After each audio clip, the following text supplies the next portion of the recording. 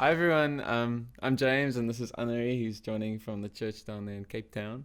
And we're going to be chatting today a little bit about vocals, specifically how to prepare, sort of technical things that we can look at she's going to look at some of the technical things around. We are going to look Okay, at we are technical going too. What is the role of a vocal in a worship team, maybe a backup vocal and a praise leader, how to inspire praise, and yeah, we're going to speak about a lot of things. What I want to start with is something that a lot of people know about but are very bad to implement, which is warming up. And everybody has sometime in their life heard of how to warm up as a vocal. But Annerie, maybe you can chat a little bit about that. I found for myself, I've started.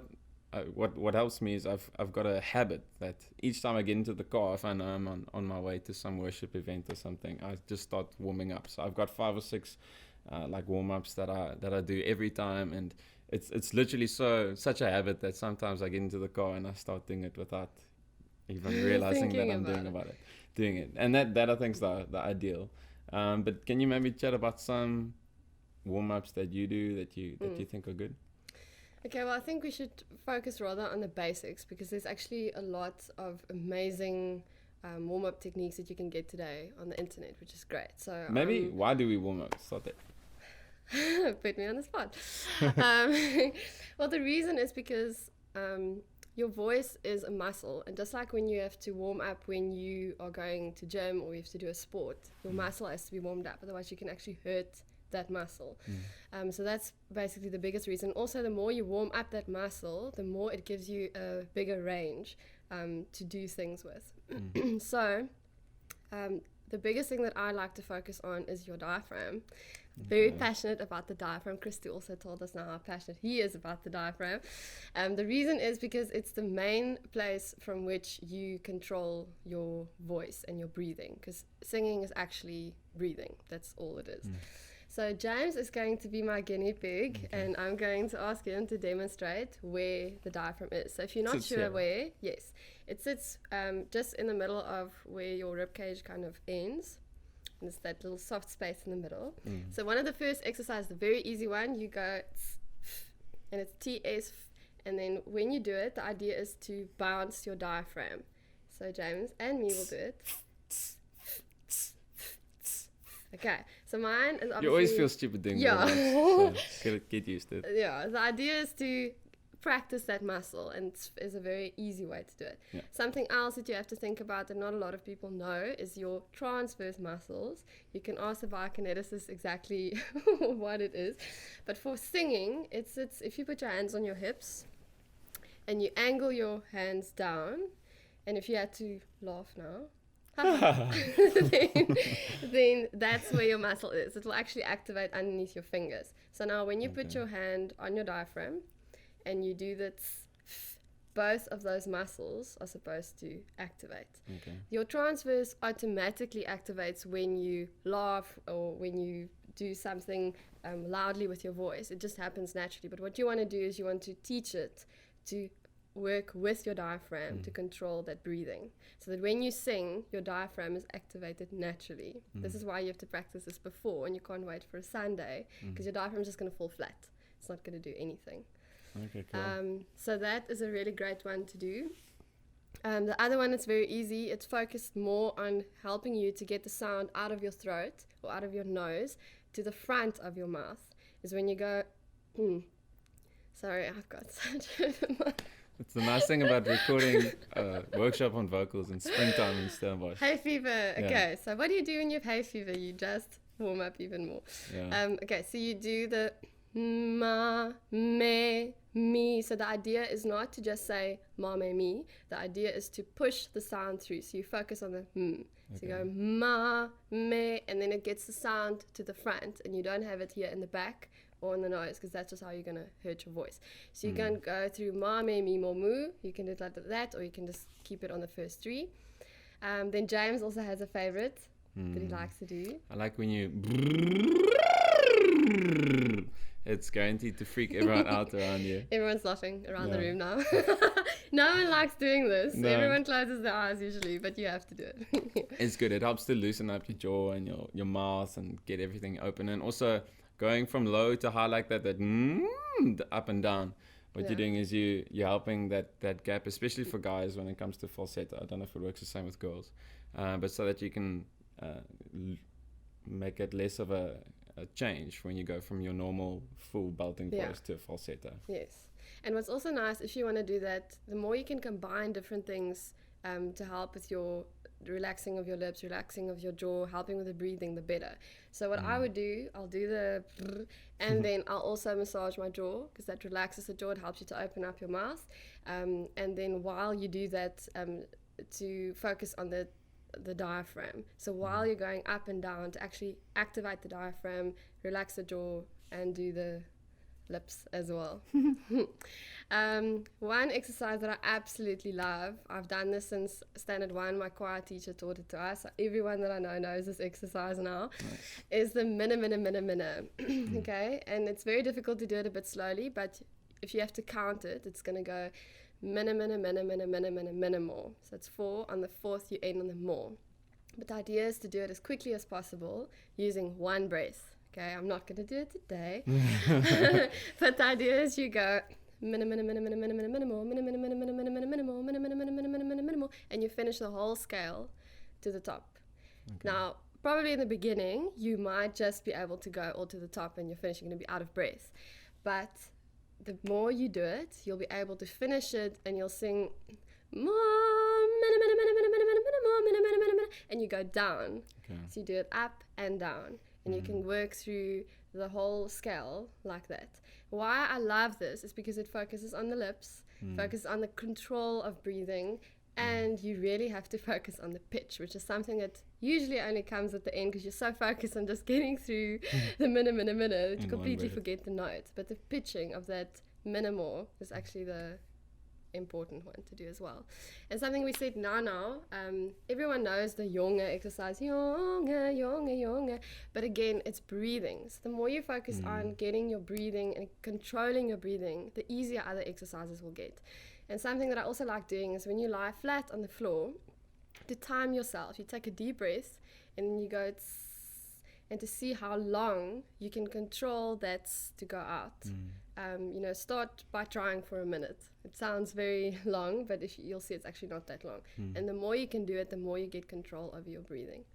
The last thing I just want to say is, how do you breathe? Because even on stage, it's actually quite distracting when you see a vocal doing this, because that's not how you breathe, and it doesn't give you the full capacity of your lungs. So again, James is going to show us. If you put your hands on your ribs, on the sides, on your ribs, there. Oh, like this, yeah. Then relax your shoulders, breathe out completely. So put your hands on your ribs for me. Yes. Okay. Yes. Okay, so breathe out, relax your shoulders, and now breathe in by expanding to the side. Yes, breathe out. Okay, and usually when you breathe in, you always breathe in through your nose, which is going to be difficult today because my nose is blocked. And you breathe out through your voice, through your lips. So then just do it again with me. So breathe out, relax your shoulders, and breathe in. And out. Okay, and the reason is breathing sideways and not upwards is the most you can expand your lungs, and it gives you a better control. If you do upwards breathing, you don't even have enough to sing a little bit, and you want those long phrases, and that you can only do if you have enough breathing. That's cool. We've spoken a lot about this, but I think we can't say enough how important it is just to get into a routine of warming up. Every time that you sing, don't think that maybe at the end of the day you've spoken enough in the day to be able to just sing. I find it helps me be so much more confident. Like if your voice is under control, if you can reach those notes without straining. And don't strain yourself in practice as well. That's just a practical thing I've learned, is not to push myself too much, because practice is also a time of warming up your voice. Yes. So that by the time you get to actual worship set, you're feeling warmed up and you're ready. Especially in the mornings, because if you have early morning worship, then the worst thing you can do is do these exercises that are loud. So you want to focus more on the hms and the minima softer things, so that you give your voice some time to actually warm up. And something that I find very important just to click is that just like with any other sport or any other instrument that you have to train and you have to warm up and you have to know the technique, the more you do that, when you come on a Sunday, the less you have to think about, okay, pull in, pull together, focus on the diaphragm, remember your transfers. Oh, no, I forgot it already. If you have to think about that, you can't focus on just worshiping God. Yeah. So that is for the week. And when you're there on Sunday, muscle memory, it just all comes together. Because you can actually get singing fit. And I think yes, the more you sing, the more you're doing it. Like any other sport or instrument. Yeah, that's great. Something else just to watch out for is when you, to watch what you eat or what you drink before. I'm not like Annerie I'm very bad. Eat yogurt before you lead worship. But to watch what you eat and to watch what you drink. Like, so I tend to, if I know my voice is feeling a bit sore especially, I'll drink some black rooibos tea with some honey and lemons. Find something like that. Some people just drink hot water. Yeah, I prefer hot water. So just watch what you eat or drink before you sing. Okay, we're going to move on a little bit from that. Now, a typical event starts with a sound check, and sound checks can be a horrifying experience for a lot of vocals if you're not prepared for it. The first thing that I always encourage people is get yourself a sound check song, because there's nothing more awkward than the sound guy's waiting. Okay, can you check your vocal? And you suddenly you go blank. You can't think of any song ever written. So find a song that works for you, one that's not too high and not too low, that works within your range, that you can just sound check on every time, and that helps you to be consistent as well, to know what kind of level you're looking for. Don't do the kind of, we've got a mic here, don't like tap into your mic or blow into it to see if it's working. Firstly, it's bad for the mic, and secondly, it doesn't help the sound guy at all in terms of checking your levels. So get yourself a song, and make sure you can hear yourself. When the guys, he's giving you a chance to if you've got monitors, he's giving you a chance to tell him, like, do you need more or less? Especially keep in mind when there's drums or there's other instruments involved, the vocals can very quickly disappear, and then what you end up doing is you sing too loudly and you strain your voice. So your voice should not be sore after singing. Like, if your voice is sore after a worship set, you've been straining it. So maybe one thing is to get your monitor louder. But that said, just because you've got a mic in your hand doesn't mean all the things of singing without a mic don't come into effect, like projection and stuff. Annerie, maybe you can chat a little bit about how you use a mic. Well, yeah, just on that point, because I think what we do is the moment we think we have a mic, we get lazy. We sing softer, we don't pronounce properly, because now we think, okay, I've got this, so this is going to do all the work for me. But actually, the more you work, the more the mic helps you, because it actually gives you the best quality that you can get. So if you hold the mic as well, like I tend to usually put 2 fingers under there, because it just helps with the weight. I don't like holding it like this, but that's a personal preference. And then always have like this of a width between you and the mic. You do not sing like this, because you can't hear, and then what happens, you talk like this, and it's really uncomfortable and not a bit gross. Okay, so you have this is the closest you get to your mic. But when you do high notes, and I'm talking not just a high note, because you can do a high note without singing loudly. When you're going to sing loud, when you're going to belt things out, you don't keep the mic here. You control it, so you pull it away. If you look at people, like, I love the way Michael Bublé uses his mic. He's really good. I mean, he's crazy. Like, he'll even go this far. But it's because if you had to hear him from close, he's got a massive voice. So he can do that. I can't keep the mic, then you won't hear me. So I know I have to, if I pull the mic there, I can still sing loudly, as loud as I want, but it's not going to sound screeching over the monitors or over the speakers.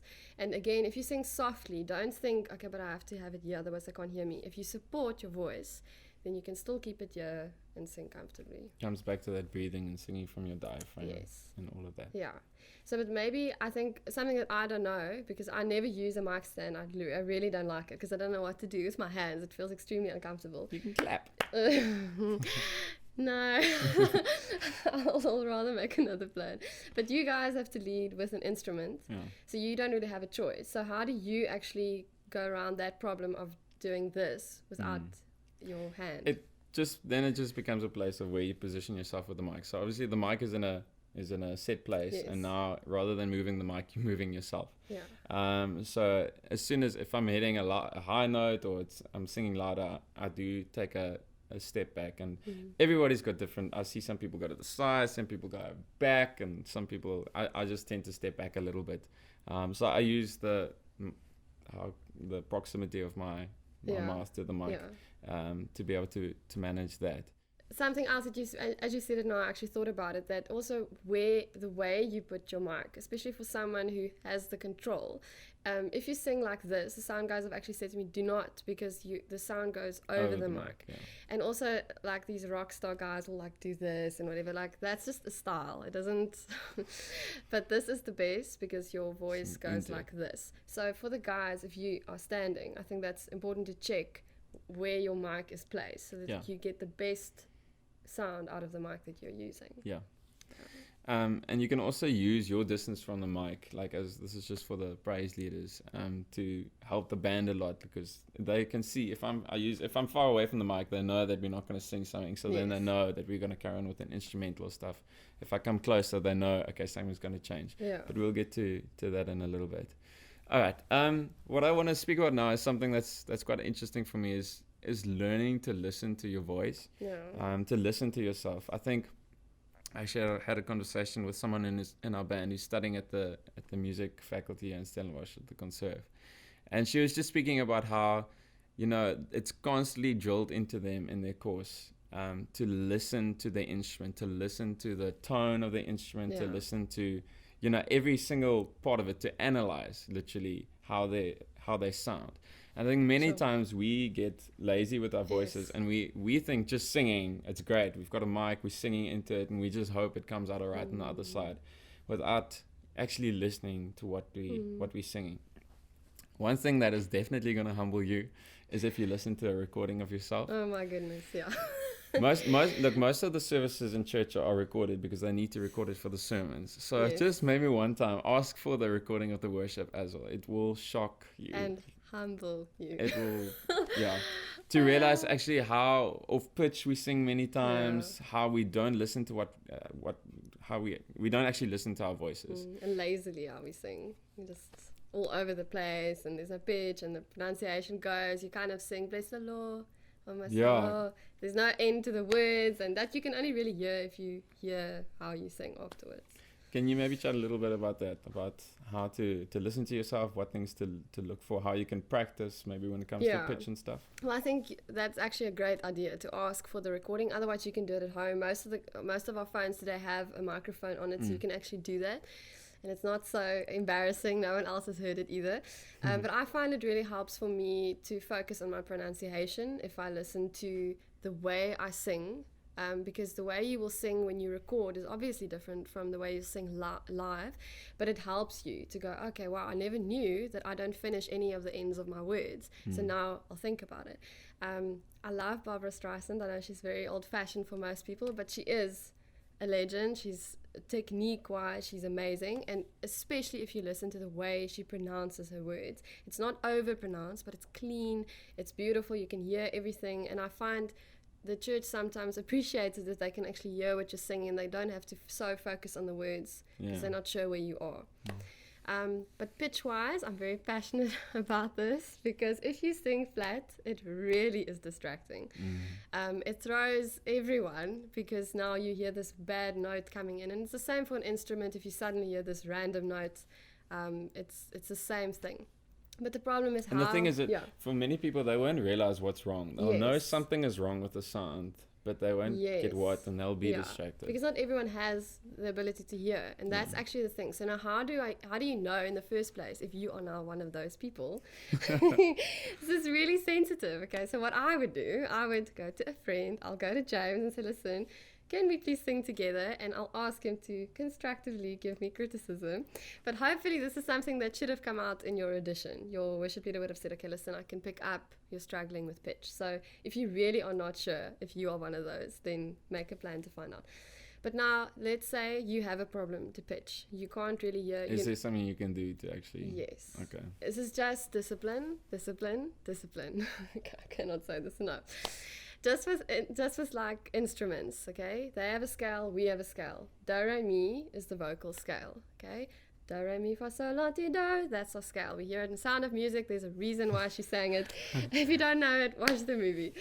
Okay, so that is our scale. So the first thing that I will do is I will sit at the piano and I'll play the scale so that I can hear it. Secondly, I'll play the do. So I'll play do, then I'll sing do, re, then I'll play the note. Okay, so now you can hear, okay, I'm sort of on the note or not. Record this while you're doing it, because sometimes you think, wow, I sound great. And then afterwards you realize, ooh, okay, no, I'm still not getting it. So it's a very practical way of doing it. The other thing is when you can use the do, re, mi effectively.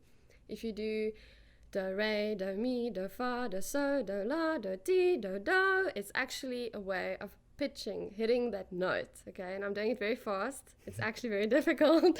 And mine was not perfect either. So the idea is to do it with the piano the first time, or ask a friend to do it with you, and then go back. Do, ti, do, la, do, so, do, fa, do, mi, do, re, do, so. And that do at the end, sorry. So you need to know your scale, just like an instrument has to know the scale. The other thing is, if you are not sure, you know, where does the harmony start? We'll get to the harmonies now, but like do, mi, so is the beautiful harmony, if you want to put it like that. So if James starts singing, his note starts on a do, then it's do, mi, then it's a second harmony. The third harmony will be do, mi, so, then you have that 3 beautiful harmony. If you really want to be creative, you can put in the ti, and then it's do, mi, so, ti, and that's an interesting way of playing around with your harmony. That's cool. But one exercise that I love and I find it very effective is group exercises with pitching. So the one that you can do is you divide everyone up in groups and everyone starts on the same note. You start on do. And then you tell each group, you've got one person walking around and you say to them, okay, go up a semitone, you go down a tone, go up an octave, and now they have to really focus on, okay, hearing the note. And you've got friends to help you, so that's a great way. The difference between a semitone and a tone is your do, re, mi scale is tones. Your semitone will be, if it's do, re, mi, then your semitones will be do, da, da, da. That's the half note or the semitone. So it's easier to tell people, okay, go up a semitone than a tone. That's, I don't know, that sometimes is a bit difficult. So that's the one. And the second one that's really great is to actually ask people, no more than 3, because it's already difficult, to say you've got 5 minutes and pick any song. There must only be one melody, and the more harmonies you have, the better. And I actually found that it wasn't as easy as people think, because they don't take the time to listen to harmonies. So then they come back, they sing it, they realize, okay, sure, I didn't realize I can't hear a third harmony. I can maybe hear a second, or I can't hear any harmony. So the more you do this with your friends, it will help you as well. And then just to get your ear to hear harmonies is the big thing, because all of us just always listen to the melody. We sing with, if we listen to our favorite artist, you don't sing the harmony unless you're me. But what I just found really helped me to improve my ability to hear different kinds of harmonies was literally dissecting the songs. And not just easy songs. I'll listen to choir arrangements, and I'll listen to jazz, especially is quite hard, or I'll listen to Imogen Heap does very weird and interesting things with her harmony. So I find that I choose songs like that. I'll drive in the car, and the whole time I'll go, okay, there's the one harmony, I'll sing it. Then there's another harmony, and I'll see how many harmonies I can get to train your ear to hear it. Yeah. I think that's also an important point, is exposing ourselves to different kinds of music, like to different genres.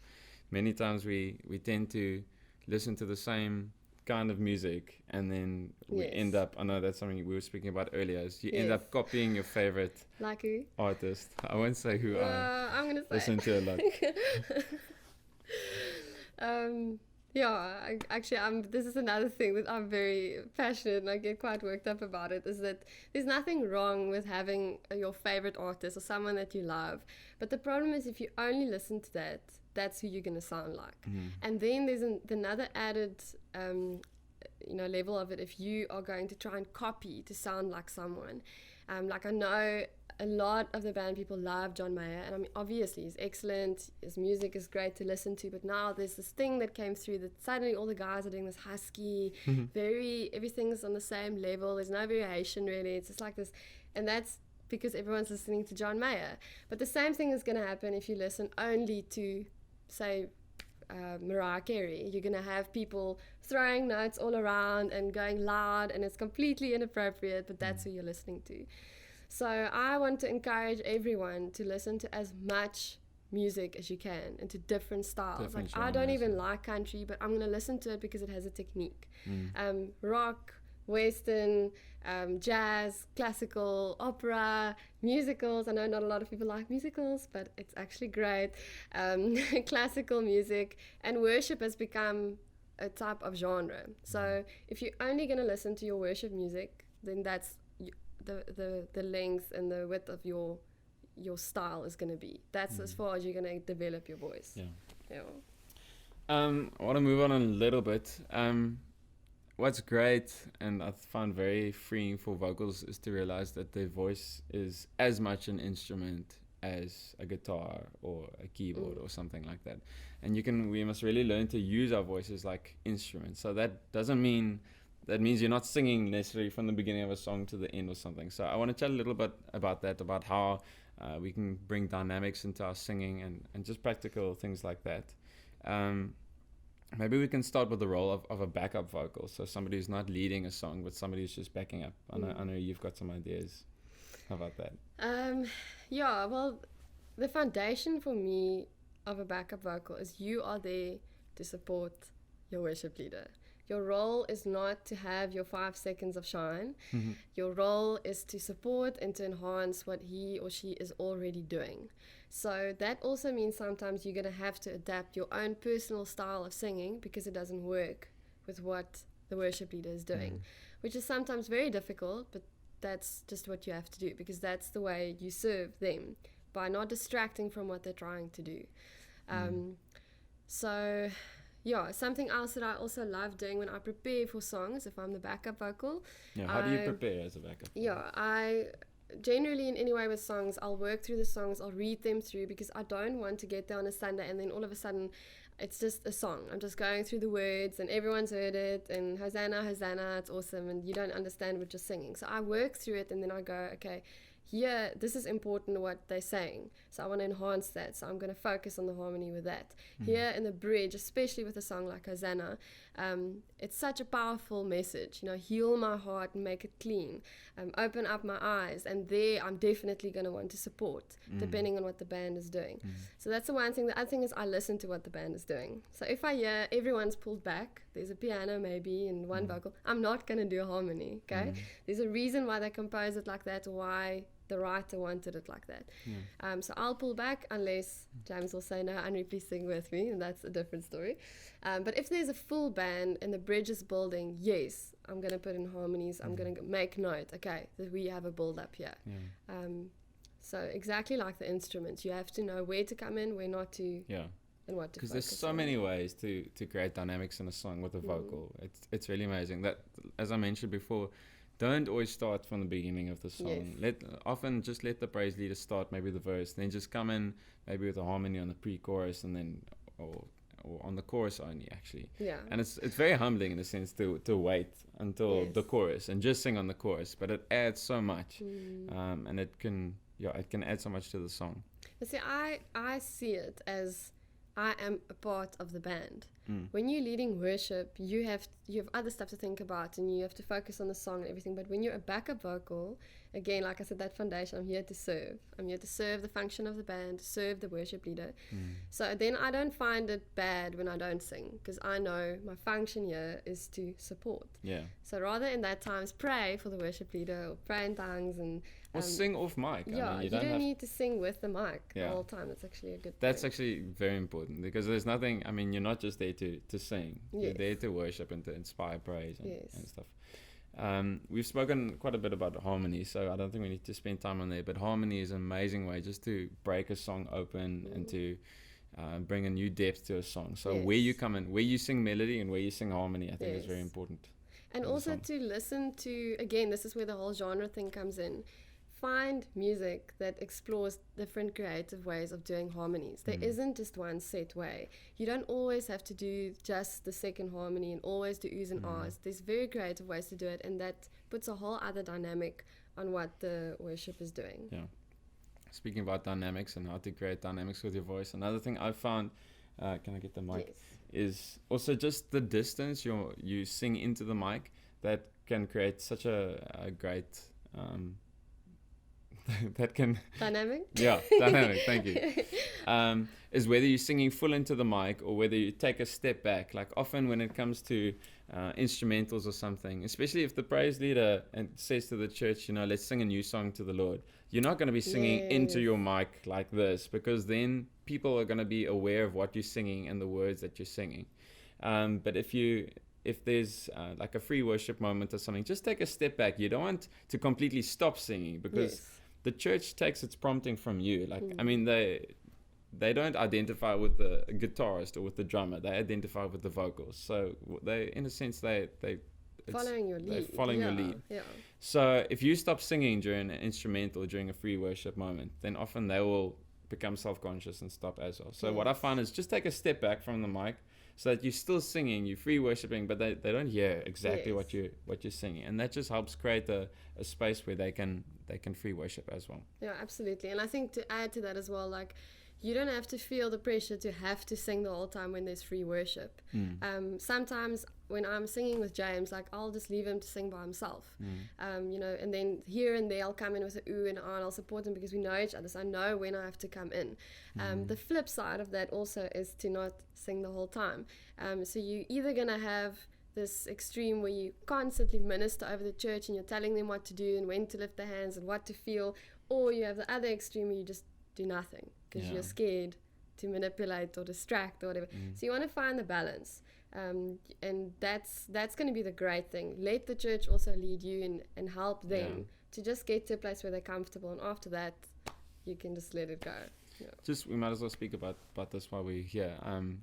Free worship, it's really important to learn to listen to one another, and to take a step back. If somebody is going into prophetic song, you're not going to be singing into your mic as well, because then you're competing and you're missing what God is actually wanting to minister through that person. And like she said, submit to the worship leader. So if the worship leader is doing something, then he's got a song or whatever, but also be confident, be bold, test the waters sort of thing. If there's a space if you feel God wants to sing something through you, go for it, and then test the waters to see if there's space for it now. If not, draw back. Another thing with dynamics is singing soft versus loud. That's also very dependent on the feeling of where the song is, how loud you sing or how soft. Also, it's more for guys than for girls is singing falsetto. That's a great way to create dynamics. I don't know, girls don't really have a falsetto as far as I understand. I'm gonna look at Chris too. They do have a falsetto. Okay, I didn't actually know that, so now I'm learning something new. Because obviously with the training that I have, we didn't actually focus on that. It was belting all the way. So now when I started worshiping again, I had to go, okay, I don't have to belt all the time. I can use my head voice. What's a head voice? Okay, so your head voice, this is going to be difficult today to demonstrate. But if I sing in my head voice, it's more like if you think about a choir usually sings in their head voice. It's a very soft and a clean sound, if I can put it like that. So, in the cross of Christ. So it's very not clean, but it's clean and it's pure. It's like a pure sound. When you belt, I'm not going to demonstrate it now because I do not have the stamina to do it now. But if you listen to someone like a Barbara Streisand, who I think does it amazingly, she starts and she builds up in those high, loud voices. It's supported. You can hear the difference between someone who doesn't support a loud voice and supports. So she supports it. That's a belt. It's like a proper, big sound, and it's supported, and it's beautiful. Now, the flip is that you can actually get a soft belt. And especially when you're singing lower notes, like Happy Day is actually a very difficult song for me to sing when it's low. So what I do is I do a soft belt on the lower notes because it sounds more supported and it actually lifts the sound so that it doesn't sound so heavy. It sounds light, even though it is low for me. And what I love about doing this whole dynamic thing, why I don't like it when anyone just sings on the same level the whole time, for me it brings even more, emphasizes what you want to say. So if you're going to go into something powerful and you want to emphasize those words, I'm usually going to belt it, because for me it's that moment where I really want to get this message across, and singing softly is not going to do it. So if you free worship, the same. For a backup vocal, be careful This is not your moment to like do these jazz stuff and like belt it out, and your worship leader is doing a soft thing. It's very inappropriate. So listen to what they're doing. If you hear James is going louder or your worship is going louder, you go louder, you go softer. You flow with what the worship leader is doing. Yeah. We've spoken about dynamics now for a backup leader, for a backup vocal. For a praise leader, it's very much the same techniques you can use. The only thing is to keep in mind, if as a praise leader, your biggest role vocally is giving a clear and a strong melody that the congregation can follow. This is obviously just vocally. There's other things that are important. They need to be able to hear that melody strong and clear. So you're not playing around a lot. You're not doing a lot of harmonies unless you've got maybe very strong backup vocals who can carry the melody, and then you can play around. But again, it's not at the expense of the congregation following the melody. Yes. The congregation must always be able to follow that. Yes. I want to end off on one section, which is something I'm very passionate about, is inspiring praise. You know, the whole band is there. We're there to inspire the people to praise God. And especially as vocals, I think the vocals maybe have the trickiest job, because they may be focused on their lyrics or they're nervous or something. And so what happens, our faces tend to drop and we become very focused on our sheet of paper. So practically, things you can do: learn your lyrics.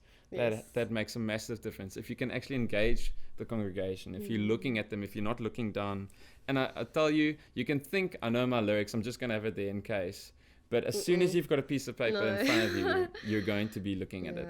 It's like it's a nerves thing, or I don't know what. So when it comes to inspiring praise, we're looking, our eyes are open, we're smiling, we're displaying the joy of the Lord. Because what we're doing when we inspire praise, the church is not going to praise God if it doesn't look like the band is actually enjoying what they're doing. So it's not at all a faking thing. I think it's just many times we've got praise in our hearts, but we struggle to connect it with our faces. We struggle to express it. So things that I find help is I actually assign somebody to remind the band to smile. What do you call them? The smile police. The smile police, okay. So that's just somebody who's there and who every now and then will look around at the band and just smile. And if there's somebody who's struggling to smile, they'll make sure they look at that person every now and then. Yeah. Because it's just a nerves thing. Yeah. Or it's a focus thing. Yeah.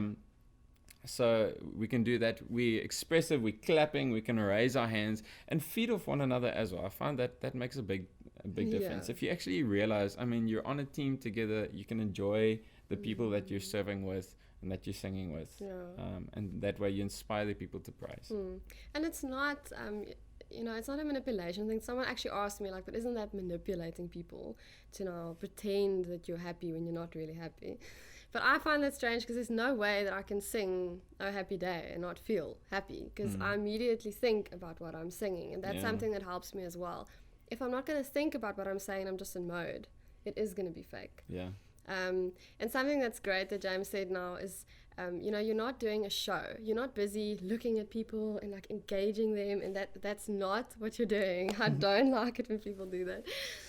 You are focusing on God. You're having fun, and I loved watching the Jeremy Riddle guys on stage, just how they were engaging one another. Yeah. And especially in the worship, like when the church was just going for it, there were moments where they just looked at one another and you could see they were enjoying it. They were like nodding, and then like, and then they would worship.